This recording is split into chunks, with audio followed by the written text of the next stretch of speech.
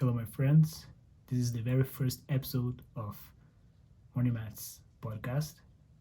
In this episode, we are hosting Alex Carioca Ramos. Alexandre is a Gracie Barra fourth degree black belt with an inspiring journey coming from Rio de Janeiro, Brazil, passing through Belo Horizonte, and now he teaches at Gracie Barra Toronto in Canada. I'd like to thank Alexandre to be my very first guest here.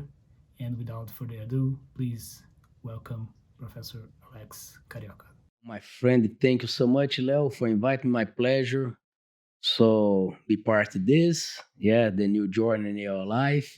So nice. So let's go. Let's talk. Okay, Professor, so let's start with an overview of your views of Jiu Jitsu, how you grew up on the sport, what people grew up with you, who influenced you. So let's talk a bit about your life. Yeah. I'll talk a little bit about my life. Yeah, how I started this. So I was born in Petropolis. Yeah, so Rio de Janeiro. And so since kid, so as a lot of kids in Brazil, we have a dream there, play football. I say soccer, football. So, but I'm not good, So always I try. My daddy push me, and I did a test in some big teams. It's not good, and my mom decided to put me in the martial art because I'm like an energetic kid, So always in trouble in school. So fight in the recess. I said, my mom, no, let's go. Let's put this kid in the martial art, and she put me in taekwondo. Taekwondo in the 80s, it's very popular in Brazil. The Mestre Lee come from Korea and start push this. Jiu-Jitsu already happening as well, but so the family grace started in 40, 50s. So, but for kids, especially for kids, the Taekwondo is very popular. And I train Taekwondo, but it's not my area. So I trained for 2, 3 years and I changed to capoeira. Mhm. And some guys ask me, why your mom, your daddy don't put you in jiu-jitsu in 90s, already 10 years old? Yeah. So in Brazil, in 90s, you're from Brazil as well, you know about the history. In 90s in Brazil, the jiu-jitsu, we have we can say the film is burned. Why? Because some guys fight in the street. Reputation, right? Yeah, the reputation is not good. So, and the big channel in Brazil, the television big channel, such like a bad reviews about the jiu-jitsu, bad reviews, and some parents prefer put the kids in another area. But my mom prefer put me in capoeira.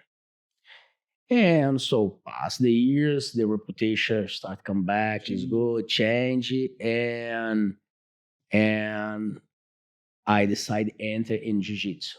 So you saw like a gym, you went like you were like talking to some friends and they tell you like, No. So I still in capoeira for a long time. I trained capoeira for around the 4 years and a half, 4 years and a half. And it's funny because okay, I moved to Rio, but so it's funny. So I just started jiu-jitsu in São Paulo, not in Rio. Oh. So I moved to São Paulo in 1997. Yeah, end 1997. And I was in one the beach for surf with my friends in São Paulo, and I saw two guys because you guys know this. In surf, there is have a localism, Yeah. So some locals, the locals, yeah, this is very common in Hawaii, Australia, California, and Brazil is the same. So, and I was in this beach, and one local started arguing with another guy inside the water about the wave. So, when let's go outside, and we were there, my friends would just look, and I saw two guys start arguing and go outside. One guy, I like looks like a Muay Thai base. I don't know. This is the local guy, and the other guy. Now he's famous. I prefer don't know his name. Yeah. He started okay, man, and his posture is a little different, looks like more like a Rickson Gracie style in fight, just use the hands for block, And my friend told, this is a jiu-jitsu. And he take down the guy, go for the back and put the guy for sleep. And that's it. So fast. And now, Dead. yeah, I open my mouth. Okay, I started this. So this is one Wednesday morning. Mm-hmm. Yeah, so when you live in São Paulo, it's very common. You when have a waves, you check the websites, the reports, and you go to just for surf and come back to the city. This is one Wednesday morning. I remember when I come back, we don't have Google in this time, man. So I remember talk about each other. The guys, we have one jiu-jitsu school around here. And I went there in this gym. It's a one gym. So in Brazil, now the schools in Brazil looks like the schools in North America, so you can open one business just for the martial arts. But before in Brazil, so some guys open the gym, the schools inside the gyms. The gym, like inside, yes. Lifting, yes. And, yeah. And I went in this gym and I asked for the front desk, so you guys have a jiu-jitsu? She told, no, more. Like, really? So I remember the Macaco. Macaco is a Charles Oliveira a professor. Yeah, Macaco, he's very famous in São Paulo. He teach in this gym. It's close my house, my apartment. So, and I went there and the lady told, no, he leaving now. He's a little bit far. Okay. And she told me, but 2 blocks away, you have one Gracie teach. I thought, what Gracie? And she, Ryan Gracie. I thought, yeah, Ryan, because I remember Ryan from Rio, etc. Yeah. And I went in the Ryan Gracie Academy and start my journey. So when I arrived there, I saw him. I thought I signed up, and started this in September 1998. I started jiu-jitsu old. I started with 18 years old.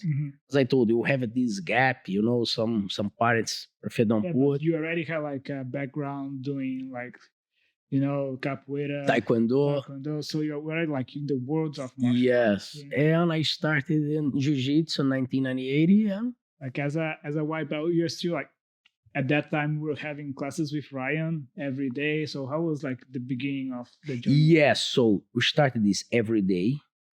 So Monday until Friday.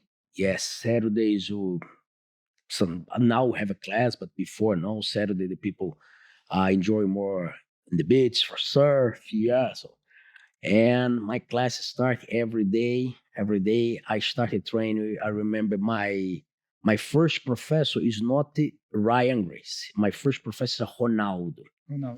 Ronaldo, in the time, he's a purple belt because I train in different time.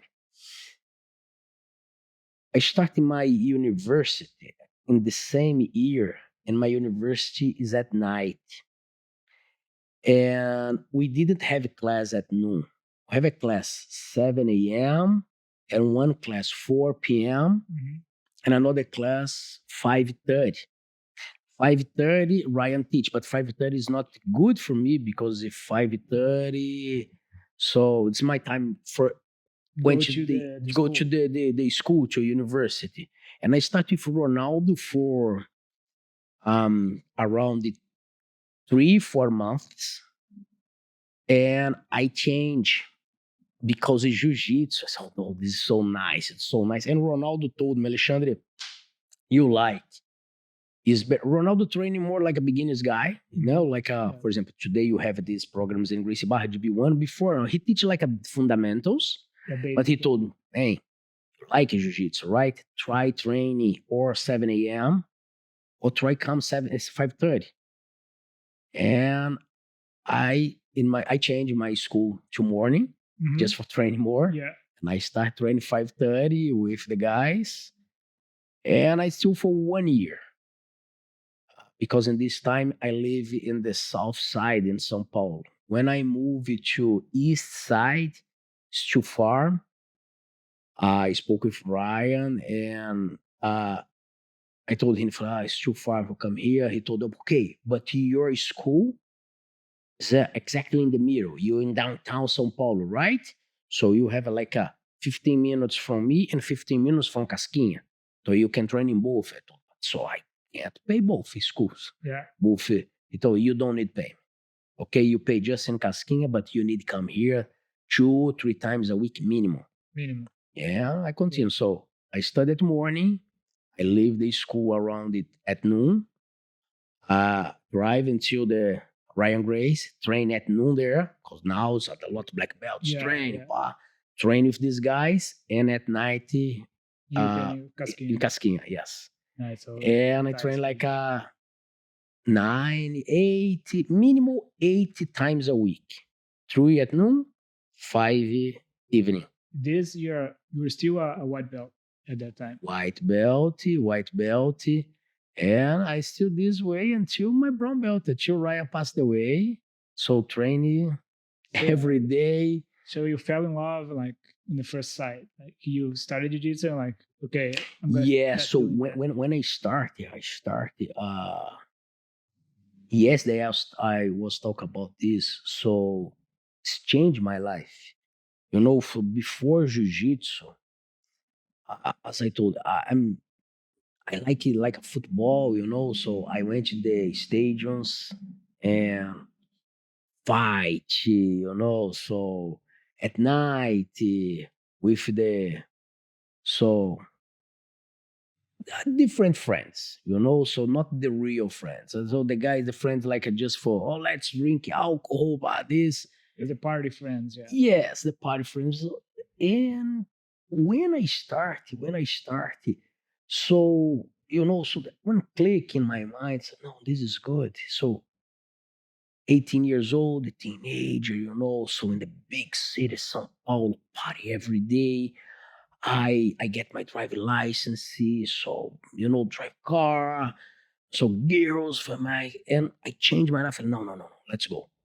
Let's keep focus. Now I want to be athlete. An athlete, Yeah, training compete. Yeah. So I remember never drinking alcohol, sugar. So you know, so health food. I started to read about the family grace. So how the behavior of these guys with the food, your diet, and I changed my life. I changed, and I, you know, so you need to walk if you need to grow up and in any part of your life, okay, your business. So you need to stay together with the people who have the same mentality. The other guys have the mentality just the party. Okay, they still my friends. But so I changed the friends and I start to work with more the friends like me. The guys have the same focus, the same goal. Oh, let's train, let's compete, let's keep the nice health style. Yeah, when you change the environment, I think everything changes. Yeah, and on a click and starting every day training, training more and training more and training more. This is the mistake as well because today now I'm graduating physical education. And I know how important you balance balance the train, etc. Before now, just train hard every day, hard every day, hard every day. So when you hurt, okay, now the doctor say you need to stay home. So no, I'm not staying home. Come back train. Okay, your finger is not good, your knee is not good, the hip, and yeah, because this is new, you know, it's new for us. So we have like idols, yeah, for seeing the TV, like in Pride. We saw the guys, Ricardo Arona, the guys fight for these guys come from Jiu-Jitsu. And we train for this, you know, so maybe one day to MMA. Yeah, this is nice, you know. So it was a great inspiration for sure. Yes. And after a while, I believe you started competing, right, in jiu-jitsu. And can you tell us a little bit about your first wins? How did that? Yeah, so I started competing 3-4 months in white belt. I signed for the one tournament, it's a Paulista Championship. It's a regional in São Paulo. And I was there, it's good, but my first match is good. I won by points. Second match by points. Semifinal. Semifinal. I remember because always I'm very exposed, you know, right pass. And I remember all my friends because I am a funny guy with my friends, you know. Always I like joke everyone, so no, never I stay in just one group. I talk with everyone. This is my style, you know. I like this. I push this for my students here as well. Let's go, guys! Don't create little groups. Everyone need talk with each other. You know the name. You need to know the name of everyone. And so I am this way in my school. Also, everyone like me. And I remember the guys in grandstand, let's go, Carioca, Carioca. I'm white belt, young, you know. So, and I made the one. And in my, as my coach was Ryan, Casquinha, Fábio Leopoldo, Russo, and Daniel Simões. Look at these guys. Daniel Grace, Daniel Grace, Daniel Simões. A lot of stars. So the cousin there, Ryan Grace, the guys was beside. I remember a lot of pressure. I look a lot of black belts, and the guys, come on, Carioca, come on, come on. And the guy entered in spider guard in me, and I try pass his guard in spider. It's a mistake. I remember the guys, let's go, you need to pummel the arm, escape the arm, escape the arm. And I said, try pass, 0-0. The guy is more smart than me. He look at the clock. The clock. So like a 15 seconds for finish, he just used my strength and his favor and balance, poof, and sweep me. Yeah. And I remember the same time when everyone was there, the public change. I was like, yeah, this is not Carioca, it's not Rio de Janeiro, he's São Paulo. And so I remember, right? Like, I don't believe it, yes. You know, this is my first tournament. Yeah, but so I remember I would finish it. Go to grandstand, you know, think about, cry. But there, I remember exactly one day before the tournament, I was try create a plan for fight. I think this is a real mistake for beginners. You don't need to create nothing. Why you compare jiu-jitsu with surf? Because when you surf, when you go to drop the waves every day, every time is different. You never drop the same way. You know, you don't have it's not the one way, you know. So in jiu-jitsu is the same, especially for beginners. So you just need flow. And adapt to the situation. Yes, exactly. And adapt the situation. So it's very important, you know, the fundamentals. So how we escape is very important, not only attack. You need to stay calm in the bad situations. My mistake, because I put a lot of plans in my mind, tomorrow I need to this. When I was there, so block my mind. Yeah. And after this, I said, no, now when I come to the tournament, so I just need to put my game. Let's go. Let's train. Know what the guy you do. I need to adaptate. If the guy put the foot here, I know I need to escape this foot here. And I start to understand about the balance. My journey started. Yeah. So Mike Tyson has this great quote as well. Mm-hmm. Say like, everyone has a plan until you get punched in the face. Exactly. So after you get the first punch and something goes wrong with your plan, your mind just goes blank, and then you can't act, right? So I think I like also the idea of if you put the hard work every day on the mats, training, doing the positions, and work with discipline, when it comes to the competition, it's going to be just the same, or even like easier than like the hard train as a competition. Yes. Right? So if you're training hard, competition shouldn't be different at all. You know, so years ago, for you signed for the tournament. I don't know another schools. I'll talk about my school. Ryan Grace is Grace Barra, because for the regional tournaments, we fight under Ryan, the big tournaments, Brazilian Jiu-Jitsu under Grace Barra. So we had the one tournament inside the gym before the tournament. So for the Carlinhos Grace or Ryan Grace decide. So just the champion and the vice can go to the tournament. So, and sometimes the tournament, the internal tournament was harder. Internal tournament for decide who go to the tournament for the real tournament is harder than the tournament. Yeah. So and you arrive there prepared. So you arrive like with this mentality. No, I'm champion inside my school, or here is easy. Yeah. And yeah, we started creating history in São Paulo because São Paulo, it was the first Rio de Janeiro school inside São Paulo. The guys had one big team, Godoy Macaco, Zé Godoy, Roberto Godoy today, and Jorge Patino Macaco.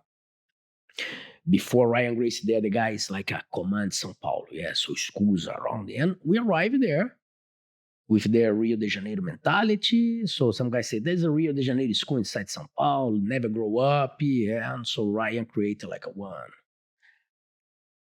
kingdom there. Mhm. Yeah, so some guys come with this. The style is different, so we come with this culture more guard. Guard players. Yeah, so in São Paulo, the guys have a lot of judo culture, the guys training with more try past the guard. Yeah. Yeah, you can see this, especially in the end of the 90s and the 2000s. So the Jiu-Jitsu in Rio São Paulo is different than this. Yeah, So it's a it's a Rio de different Janeiro, so style. the guys have a more guard, more flow and flow. loose. Yeah. São Paulo, the guys come with this more. So São Paulo is very good. They have a nice club, Pinheiros Club. The guys, a Strong lot of judo judo foundation champions come from there. So, and the black belts in Jiu-Jitsu train a lot of judo as well. For You can sure. see in São Paulo have a good pass guards, good pass guards, a lot of pressure. No. So everyone's the same. But so we have this different style Interesting. before, yeah. So yeah, I want to talk a little bit more about your relationship with Ryan. We are in the school, so there's a frame here with Ryan Grace as well. So after the year, I think obviously you become closer to Ryan. He's very famous around the world. Right? He's deceased right now. So can you share like a story with him, not only on the jiu-jitsu side, but also him as a person as well? Yes. So just the people never real meet Ryan Grace, talk bullshit about him. So I know he made a lot of mistakes with everyone make as well. So but Ryan Grace is like one father for us. So the guy take off then him to pass for the other. So he's not aggressive, but he's energetic. He push you hard on the mat. So because he believe like everyone can be better when training jiu-jitsu. I remember his posture inside the mat is it's like a one samurai. So I bring this with me as well. So everyone need to respect the black belts and enter the mat. They respect the rules. Don't play on the mat. So don't talk on the mat. It's like a one army style. And this is good work because for some people it's too hard. But I remember I always tell about, so the life is not easy. The life is not easy. So it's better you guys understand this pressure here on the mat and outside, in your job, in your relationship, if the girlfriend, the wife, everyone keep more relaxed because you understand about the pressure. So he's a nice guy. When he went to Japan and fought in Pride, he come back. Let's go, let's celebrate, invite everyone, let's go for the sushi restaurants. He pay for everyone. Let's go to the nightclubs. He like this family style. So my students is like my kids. So I protect everyone. Yeah, and yeah, it's a nice guy. It's a nice guy. So when he passed away, I'm blessed because I moved to Belo Horizonte when he passed away, and I started training. I get my black belt, yeah, under Draculino, Vinicius Magalhães, and Draculino is one of the best friend, the Renzo Grace and Ryan Grace. because they grow up together in Barra de Tijuca. Yeah. Also, continue the same style, the school, you know? Yeah, so, and now I put his picture here. Yeah, just for remember, so. Where you came from. Yeah, where I come from. So, he's my master, yeah, but I need to talk about my tutor as well, Casquinha. Mhm. Yeah, Casquinha, he's a lightweight. It's very technical. I never seen in my life one guy so technical as him. You know, so he have one style de jiu-jitsu. I copy a lot him, like this lasso guard. So this style, and because Casquinha train a lot with Nino Chambre, because Nino sometimes passes some seasons with us in São Paulo, and Nino Chambre is very flexible. We try like weird positions. So he create a lot positions. So for example, Gogo Plata, they're very famous today. Nino Chambre created in one tournament. I was there. I saw the tournament. You saw the position. Yeah, so I saw the positions. The one tournament is Taça da Amizade. I can say it's like a friendly championship. So Rio against São Paulo. Yeah. And Nino Chambre was in the for the side, because São Paulo won 4 matches and Rio 4, and Nino will decide against Julio Mariano, this black belt under Godoy Macaco. And Nino Chambre pulled the guard. I started work there with the guard close, and he's a omoplata guy. He's an omoplata guy. He attack everyone in omoplata, everyone. And I have this style as well. I love omoplata, omoplata all the time.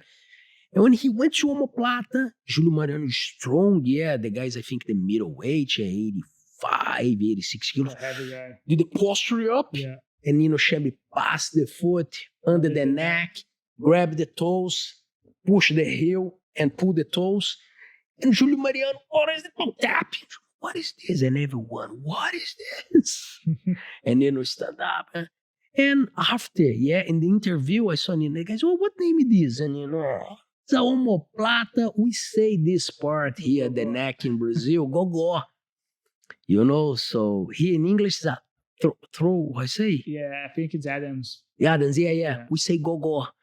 And what name is position, Nino Chambre? It's a omoplata, it's a go plata. And he put the go plata, it's amazing. And Nino Chambre come with the background and the Jean-Jacques Machado. Yeah. Jean-Jacques Machado is fantastic. Yeah. Fantastic, you can see. So in North America, Jean-Jacques Machado is Ed Bravo, Professor. And Ed Bravo have the same style. But Ed Bravo is so smart. He started to put a lot of names in position. We don't have this culture in Brazil. We don't put the names in position, yeah? So sometimes I teach, Professor, what the name of this position? I don't know. We just do it. Armbar, so armbar from the guard. So, and Ed Bravo put a lot of names. This is good, because now... You can explain it. I can explain. The names are in Japanese, right? In Japanese, yes. Yes, that's nice. And I want to ask as well, Jiu-Jitsu was born from the Gracie family in Manaus and then came to the whole Brazil. No, not Manaus. Not Manaus. Belém, yeah. Sorry about that. So it was mainly gi, right? But we saw with the advent of MMA, UFC, a lot of no-gi competitions as well. So tell us about how was like the no-gi training when you started, like in the 90s, 2000s? No. So some people tell about this jiu-jitsu start only with gi. But so if you take a look in the pictures, so you can see Conde Coma, Hélio Gracie, the guys use the short gis and short pants. Yeah, short jacket and short pants. So they train a lot in no-gi as well. You can see a lot of pictures in Japan. You can see the guys training no-gi as well, So... Of course, when the Gracie style, when Hélio Gracie started, gis is special to him because he's small, have a grips. You need to have grips. You have to rely a lot on your body weight. But so since when I started, we always train in no gi, but we train in no gi. So now I talk about more like a rival martial arts. In 80s and 90s in Rio de Janeiro, so who train in no gi? The Luta Livre guys. Vale tudo. No, Luta Livre is the name Luta Livre. It's like the guys just put this name in this martial art, Luta Livre. Looks like a freestyle. But so this is Jiu-Jitsu. Jiu-Jitsu. The guys have submissions, leg locks. So the Jiu-Jitsu, but the guys just use the shorts. Yeah. And what happening? So in Brazil, in Rio, created two styles, the guys. The Jiu-Jitsu guys and Luta Livre guys. And so where did these guys meet each other? It's a fight. It's a fight. Doesn't matter. Fight. Because they need the proof my martial art is better than yours. But it's the same one. The same. So you can see a lot of rivals in the past. Renzo Grace, Hugo Duarte, Eugenio Tadeu. So the guys hate some great. The guys hate each other.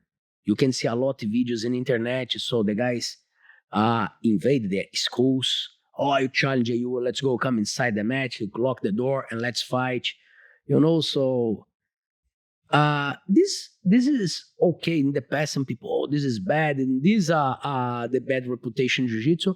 But this is very responsible as well for grow up your martial art, because we can prove it. Jiu-jitsu is good, the Luta Livre is good, but so we prove this, the grappling is good. Yeah. So because every fight start standing on the ground. So if the guy come for punch you, if you short distance and hold the guy can punch you more. So you put the guy on the ground, you can submit him, you can control him. And these guys training more no gi. The guys never put gi. And we train no gi as well, but we train like in Fridays sometimes just for fun. And you train with more idea the MMA, the vale tudo, you say. So we had a lot of trains, and since my white belt, we say taparia. What's taparia? You train no gi, but it's allowed you slap the guy for like a simulated punch. Yeah. You can slap the face, slap the belly, the back. It's good. It's good for self-defense. It's good for self-defense because at the same time when you try attack, you need to defend because they come and boom, can slap you. Yeah. And you train this. And why this modality explode in North America? So the guys here have this wrestling culture. So the guys love this Greco-Romano. And so easy for the guys to prefer one. Prefer. So no gi is very nice. But I prefer gi, especially for beginners, because you have a more technique, So no gi, you need more like fundamentals. No health condition. Oh, yeah. You need health condition because it slippery a lot, so it's more difficult for you. You control your opponent, so in gi you have a more technique, Yeah, you can. Yeah, like I remember. Yeah. I remember when Ryan Casquinha teach us, he said, okay, you guys can train no gi. But so not only no gi, you guys need training gi as well. We never graduate students with no gi. Yeah. So you need training gi. Right? Yeah. So gi, you know about the fundamentals, how to control the guy. It's good for self-defense gi as well because so everyone use clothes. And you can so, grips. Yeah. Yeah, grips. And the transition from no gi when you train gi is easy than the other way, the opposite way. If you just train no gi, so why the Luta Livre guys in Brazil never enter in the Jiu-Jitsu tournaments? The guys don't know about the grips, etc. And the Jiu-Jitsu guys can train no gi. Yeah, that's one reason that Gordon Ryan, the greatest no gi champion right now, he doesn't fight gi because he's very specialized. It's really hard. Meanwhile, Meregali is a very famous champion on the gi. He's one of the best on the gi, and he just went to the no gi and started winning a lot. Yes, exactly. He had the base. You can see Roger Gracie. He's awesome. Yes, the goat and gi Yeah. and no gi. You know, Bochecha as well. You can see these guys. But so the opposite way, yeah. is There's something missing. You're yeah. just doing, yeah. It's a trend. But let's go back a bit. I want to talk a bit about your Canadian adventure, right? So Yeah. you had your school in Belo Horizonte, right? Yeah. So when Ryan passed away in 2007, I decided to move to Belo Horizonte. My family mom is from there, and my sister already lived there, and I decided to move there. And I continue my journey in Gracie Barra, BH, Belo Horizonte, with Marcelo Irapuru, Draculino, and I start training there. And Draculino, because I teach, when I was living in São Paulo, I didn't have school. I teach kids. Mhm. I teach kids. And one school, the kids' school, like a daycare, and because we don't have kids class in the Ryan Grace In Academy. the academy. Yeah, you didn't have. But the principal that this school just for kids, like a JKSK, yeah, the kids, she came to our school and asked, you guys have a professor for teaching judo for us? And I remember Casquinha, yes, you have. Hey, Carioca, you can teach there judo. I said, judo? Yeah, teach jiu-jitsu. Yeah. Take it down and put the kids on the ground. Yeah, it's good. Yeah, you already you study physical education, right? Yeah. So you need the sign. How you say this in English? When you study, you need the proof that university you have hours. Like my God, I forgot the word in Portuguese as well. Estagiário is in English. Intern. Yeah. Yeah. So, and okay, I arrived there. Are you a judo professor? I'm like, yes, judo professor. And okay, and I started teaching judo. Okay, but so I remember I put the kids, because you train takedowns as well. Yeah. More basic takedowns. And so the kids, they're 4 or 5 years old, the same age that my son now. Yeah. So we teach this. Okay, grip here, take down 2 times a week. And take down, and now let's go on the ground. And I remember one, in the end of the year, we have like a presentation. Mm-hmm. Yeah, for the parents, the presentation there. Arts class, music class, gymnastics class, music class, and physical education class, judo. And I put my kids for training. And I remember one parent was, and the kids go on the ground and go on the back. Oh, I didn't teach submissions. But so how hold the pa? And the professor, can I ask something here? But in judo, when the back go on the ground, ippon right? Yeah. Why the kids continue? Yeah, because it's different, it's jiu-jitsu. Different style. Yeah, you train jiu-jitsu is awesome. And I remember the principal, this is jiu-jitsu? But jiu-jitsu is dangerous. Jiu-jitsu is like a fight. Yeah. No, because the guys associate jiu-jitsu with MMA. Yeah, MMA. And when I moved to Belo Horizonte, I need a job, I need work. And I asked Draculino, can you, I don't know, help me? So introduce me here for... I because I'm graduating physical education, I started working in one gym. Because I just work in this gym at morning as a personal trainer. So, we have one gym at around here. The name is By Japão.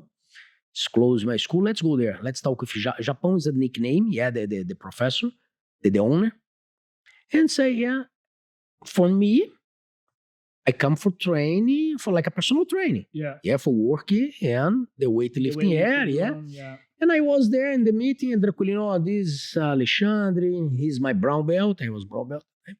He's my brown belt. He come from São Paulo. He's graduate in Japan. It's nice. Yeah, we have this area here. And I started to look, and we have some matches there. And I looked to Draculino. Yeah, so now, you can say, okay, let's start. Okay, shake hands. When I come back, I go outside for, hey, master, but you put me for teach what? Jiu-Jitsu? Yeah. You teach in São Paulo? I said, no. I teach there for the kids, Yeah. the 4 or 5 years old, in one school, not in the Ryan Grace school. No, man, come on, they're going to this the future. So the future, so you start now. Start to teach kids and teach adults as well. You're brown belt, man, you're almost black. Let's go. This area here is a nice area in Belo Horizonte. So you're in Nova Lima, yes, in the border, the Belo Horizonte and Nova Lima. Nova Lima is one city. Yeah. So a lot of condos around, so nice, Big houses. build big houses. So when he told here, Alexandre, today looks like looks like a one farm. You can see a lot of greens. Yeah. But the so future. look this, the plate. So construction here. So you have no idea. Okay, I start my first class, 2 students. This is around September 2008. We finished the year in December, around 15, 16. And I'm graduating black belt. And January, okay, the school, like I promote myself, like, oh, our professor now is a black belt. And the end of January 30, in the December, the 2009, I have around 100 students. It's like 1 year. 1 year. 1 year. My God. And I started teaching. Oh, lawyers, judges, police, doctors, so a lot carefully. And, so as you say in Brazil, my coin drop. Yeah. Like, oh, this is good. And I continue to teach personal class in weightlifting. But so I change, so my, like 80% of my job in Jiu-Jitsu. I start teaching a lot of private class. Mhm. And 20% more in the weightlifting, And I be famous in Belo Horizonte as a Jiu-Jitsu professor, And when the Gracie Barra start open the franchise style, so the first, I don't remember exactly the number, 25 or 50, the first franchises is free. And Draculino came, because Draculino already moved to Houston, Texas. He came to Belo Horizonte for one meeting with his black belts. The black belts teach in Belo Horizonte. Yeah. And he told, hey guys, so now in January, this is 2010, 2010, in January, February, I don't remember. So it's not allowed anymore you guys use the logo. You can't. It's not allowed, you can't. So you can't put the logo in the clothes, you can't. So if you, for example, you're Leonardo, you have a Leonardo Jiu-Jitsu team, you can't put the logo. Create one logo for you. Or you can start teach under Gracie Barra. You create one franchise, the name, the brand. So and you can put the name in your neighborhood. Okay, and you just need to pay the royalties. Yeah, because the guy help you for the franchise. The logo is very famous. So and the Gracie Barra help you for promote you and the Gracie Barra Man website. And I remember, so I was in Belo Horizonte 1 year and a half, and some after that we have maybe 20, 30 black belts. When finished the meeting, Draculino, come here. Alexandre, you're not famous. You're not famous in Belo Horizonte. Nobody know you. You just live here 1 year. So if the guy say Alexandre, who is Alexandre? Yeah. Who is Alexandre? But the guys know Chichi, Caloquinha, the people already know these guys because these guys was born here and they grow up here. Barral as well, right? Romulo Barral in this time, he's a nice competitor. He's already in USA. Oh, he was already there. Yeah. Okay. So, and I will tell about Romulo Barral. The school I started teaching, just to move back here, it's good you ask me about this. The school is by Japan, the school I start teaching. So, the first professor there is a Romulo Barral. Oh, really? Romulo Barral try put Jiu-Jitsu in by Japan. But when Romulo Barral put Jiu-Jitsu there, so he he didn't have patience for To grow. to grow. And he decides, no. And he passed it to Maurão. Okay. Mauro is another black belt. Maurão is the same. No. When Draculino put me, because I arrived there with nothing. So I'm here in Belo You have the Horizonte. time, you have the patience. I don't have money. I need money, so I just teach at morning and one gym. Because in Brazil, so when you open the weightlift gyms, you need to contract the professors for stay there with students. Yeah. It's different than here in North America. North America, the students can go by yourself. No, in Brazil, no. You need so you have a physical education, so you have a regulamentations under the It's a law thing that you have. laws, yeah. So, and I start teaching there. But so the salary is not enough, so I need more because I live alone with my sister. I didn't have car, I got bus one side, other side, I cross Belo Horizonte all the time. And okay, I falei, não, aí o Draculino told me, wait, and okay, let's go. I'm going. Okay, the beginning is not easy, one student, two students. Sometimes you went to the gym, there's nobody there, or just one student. You are tired, but the student come, you need to train with this guy, this way. And I get this place, for me. Maurão live and I enter. So now let's continue. So, and Draculino come here. Nobody know you. I don't know you. My advice, don't put your name Alexandre Carioca. Carioca is a nickname because when you was born in Rio de Janeiro, you were Carioca. Yeah, so in São Paulo, because my accent, some people, hey, Carioca, Carioca, Carioca. Yeah, but it's funny, when I moved to Belo Horizonte, because I live like around 12 years in São Paulo, some guys in Belo Horizonte say, hey, Paulista. Yeah. because in my accent switch, After 10 years. Yeah, I stopped saying more with X. And I started talking like a singer, like a guys in São Paulo. Like Italian style. Yeah, São Paulo has the Italian style that they talk. And Draculino told, nobody know you. My advice, open one Gracie Bar. But I really feel yeah. Because now we have just two Gracie Bar in Belo Horizonte. Gracie Bar Belo Horizonte and Gracie Bar Caveirinha. Caveirinha now, he live in Hawaii. He's not under Gracie Barra more, he under his flag, Caveirinha. And he created a nice fight as well. And okay, I opened the Gracie Barra. My neighbors are Vale do Sereno, and I opened the Gracie Barra Vale do Sereno. And this is awesome, because I grow up, the one style, the brand is so strong. I grow up. And always I say thank you for Draculino for telling me this, because now I'm here. I'm here because of him. So if my ego is so high now, I put my name, and I put my name. If you take a look, I have one gear here, the one of my first students, have my logo there. What my logo? Is that the badge? Because Draculino uses one badge, like his logo. The badge is Alexandre Carioca team. And Draculino told, no, stop this. Gracie Bar. The brand. Gracie Bar, the brand. And the same, and Draculino tells, you need to be smart.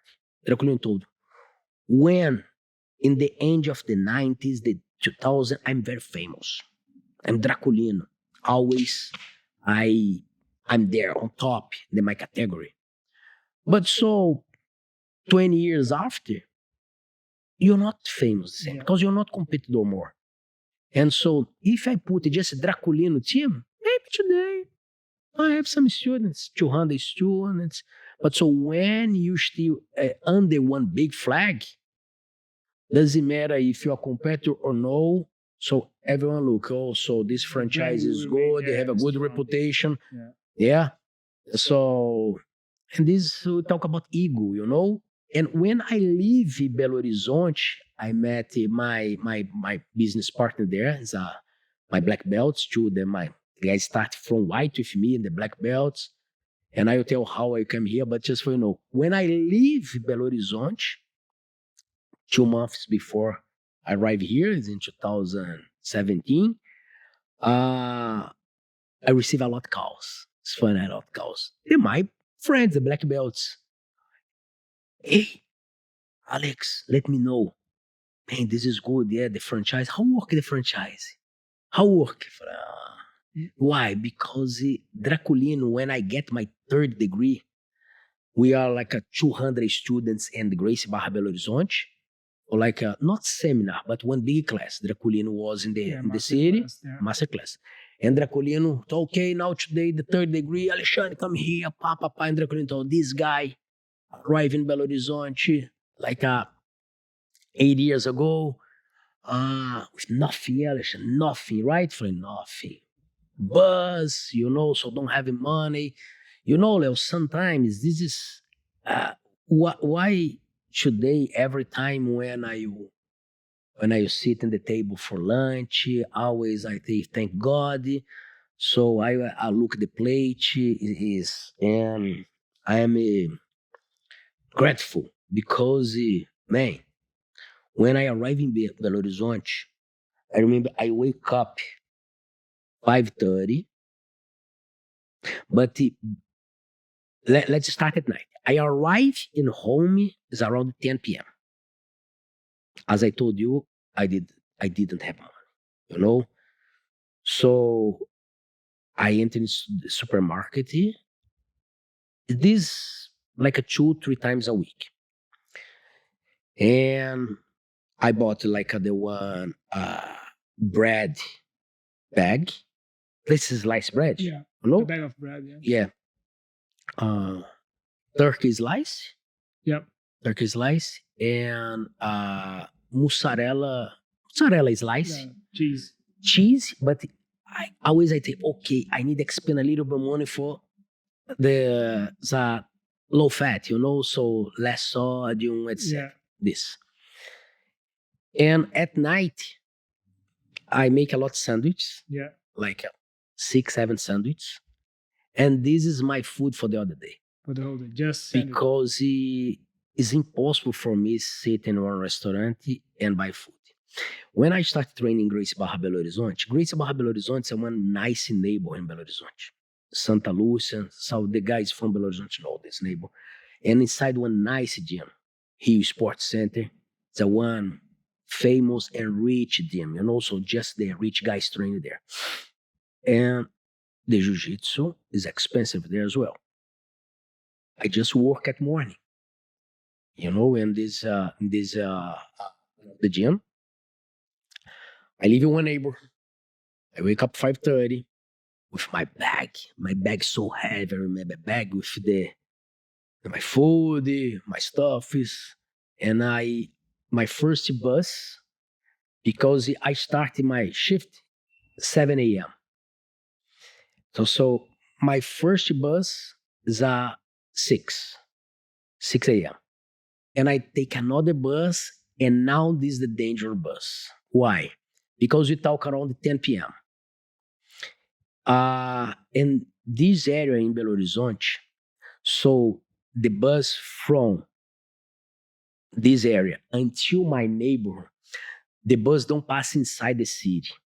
The bus pass around the city in one highway. It's like let's imagine the Gardner, but so outside Toronto in one dangerous area. The bus pass dangerous area. When I say dangerous, because a lot of favelas around. Yeah, around the around. And every day we hear history inside the bus. Oh, yes, there's some guys enter in the bus, stole everyone. So, and I have one tactic, So when I enter the bus, so you enter for the front door. In Brazil, have the driver and have one other guy just for get the money, give the change, or get your transport ticket. And I don't pass for these guys. I didn't pass. I just sit in front of him. Why? Because when the bus stop and open the door, you can see who enter. And sometimes the bus is crowded, 10 p.m. The people leave, come back to home, yeah. So sometimes I just stay, close the door, close the door. And Brazil is funny, but Brazil, the guys come to stall you. The guys have a face, because the guys more. Yeah. The so guys, if you see something, you know, in Brazil, when you live in Brazil, you know, oh, this guy's a problem. So, and I always stay the stand or sit in the first chair, chair, yeah, row, and just for look. When enter the weird guys, I drop myself, and I prefer to 10:30 in the middle of the highway. I prefer wait than other bus because I know this guy come for stall the people. Yeah. Or when the bus is more empty, I walk into the end of the bus, but never sit, So always I stay close the door. Yeah. When I saw the weird guys in, I drop. Yeah. So one day I had one experience one time. I was in the bus, and the bus already entered in my neighborhood. Because the bus come, enter in my neighbor, and I saw the guys enter. When the guys enter, the guy put the gun in the charger guy. Yeah. Give him the money. And I look, feeling, oh my God. I had just my bag and the window. And the bus was like, the bus just stopped and these guys enter. The driver didn't start going away. And I dropped my bag and I dropped myself as well. On the from bus. The window. And I don't no. Yeah, and I jumped. And I just saw the car in the back. Falei, call to police. Yeah, the guys here stole the bus. Yeah. The bus, yeah. So it's funny. Great. To finish here, I have this session here, which is like a rapid fire round. It's kind of like a queima-roupa. I will ask questions and you have to say the first thing that comes to your mind. Okay. Right? So we have like four questions just so we get like the initial reaction, right? So first one, favorite submission? Omoplata. Nice. Most memorable match? Most memorable match? Yeah. Against Michael Lang. Yeah, in the Paulista Championship. I lost. And why was memorable? Because he's so incredible, so he's very famous in the time, and I arrive in the final with him. I try my best, but he's better than me. Yeah. Cool. A book or a movie or any source you recommend for every BJJ practitioner? Okay, can you repeat, sorry? A book or a movie that you recommend for anyone that does jiu-jitsu? No, a book. So the life about the Ayrton Senna. Yeah, this is good for you grow up inside everything in your life, not only jiu-jitsu. Yeah. Mindset. Nice. And one word to describe your jiu-jitsu journey? Blessed. Fantastic. Yeah. Thank you so much, Professor. It was great. Thank you. Thank you, Leo. Thank you. Os. Os.